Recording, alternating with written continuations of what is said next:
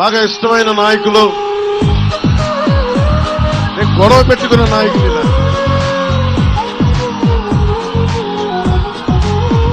ఇలా ఎవరు స్నేహితులు అవుతారు?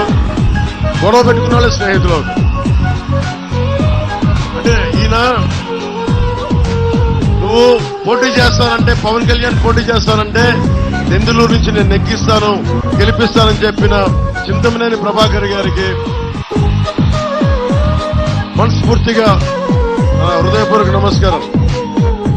ఆయనతో గొడవ పెట్టుకోవడం కూడా అందగా ఉండదు. నాకు బ్రాహ్మణ చోట గొడవ ఉంటుంది.